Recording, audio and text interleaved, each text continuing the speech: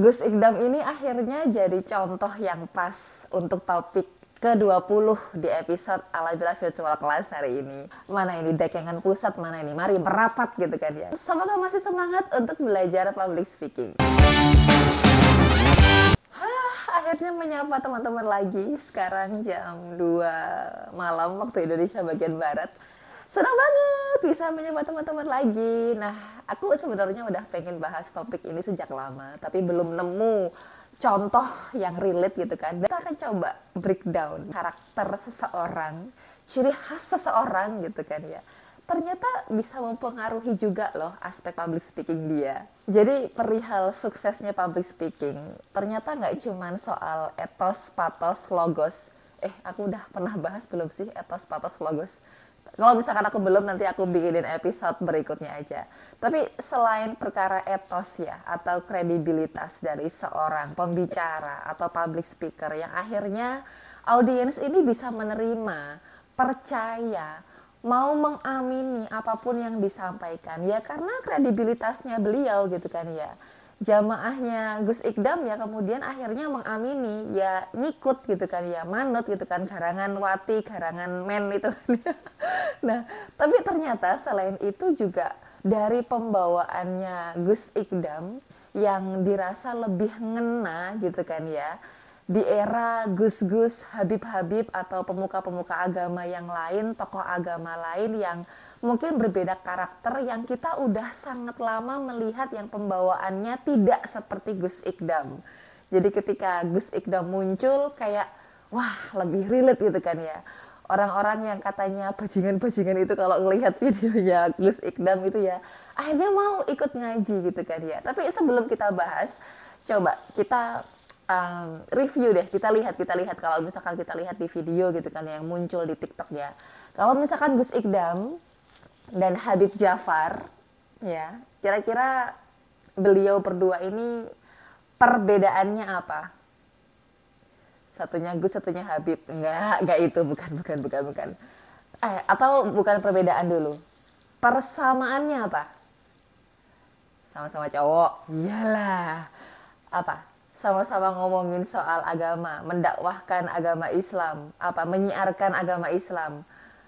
Nah, dua orang ini sama-sama menyasar target audiens yang hampir mirip-mirip. Kalau versinya Habib Jafar nyebutnya adalah pemuda tersesat gitu kan ya. Tapi kalau versinya Gus Ikdam nyebutnya adalah garangan-garangan gitu kan ya. Sebenarnya konteksnya adalah orang-orang yang keluar dari jalur gitu kan lah ibaratnya ya. Ya pokoknya seperti itu ya. Tapi kalau misalkan bedakan dengan dua tokoh ini, videonya kayak gini lah kalau misalkan menyampaikan dakwah. Jangan pernah menduga bahwa yang superior itu dalam bidang agama orang Arab. Tidak. Beliau gurunya orang Arab. Sampai dikenal sebagai apa? Sayyidu Ulama'il Hijaz. Beliau diminta mengajar di Al-Azhar. Karena itu hewan tidak beriman, karena tidak punya akal. Allah menjanjikan 5 hal dalam Al-Quran bagi orang yang memiliki iman. Bedanya dua tokoh yang pertama sama dua tokoh berikutnya.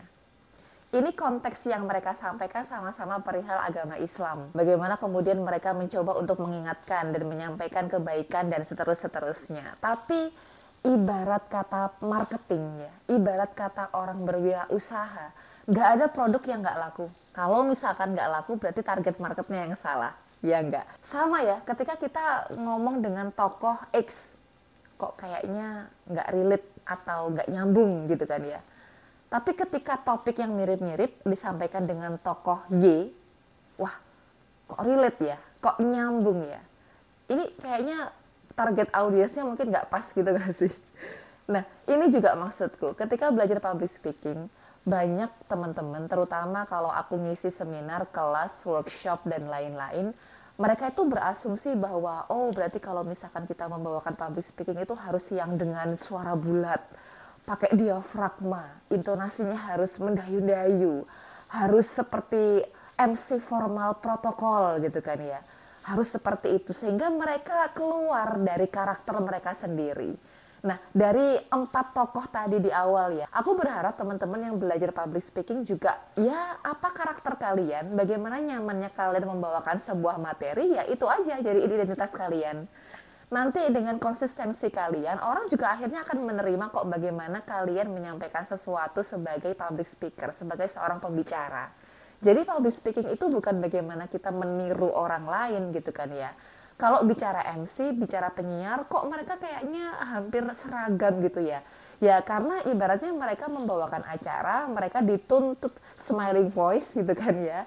Ya seperti itu, tapi kalau misalkan konteksnya adalah public speaking untuk presentasi, untuk kalau misalnya teman-teman bikin konten seperti ini, nggak apa-apa pakai karakter kalian. Karakter kalian kayak gimana sih? Yang pakai bahasa Jawa, yang lebih pede pakai bahasa Jawa, yang pakai bahasa Indonesia, yang nadanya itu lugas, berwibawa, atau selengean, atau suka bercerita dengan analogi-analogi seperti Habib Ja'far yang mengkorelasikan antara kehidupan nyata yang sekarang dengan pesan-pesan agama, atau seperti Gus Ikdam yang ceplas-ceplos gitu kan ya, atau yang lain-lain. Jadi sesuaikan dengan karakter kalian.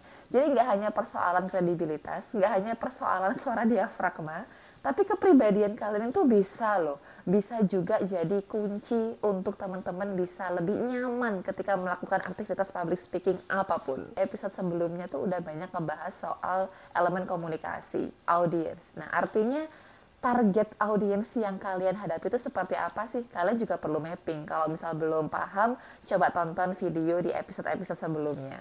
Terus juga kalau kita bicara 4B, ada belief ya. Bagaimana membuat orang percaya.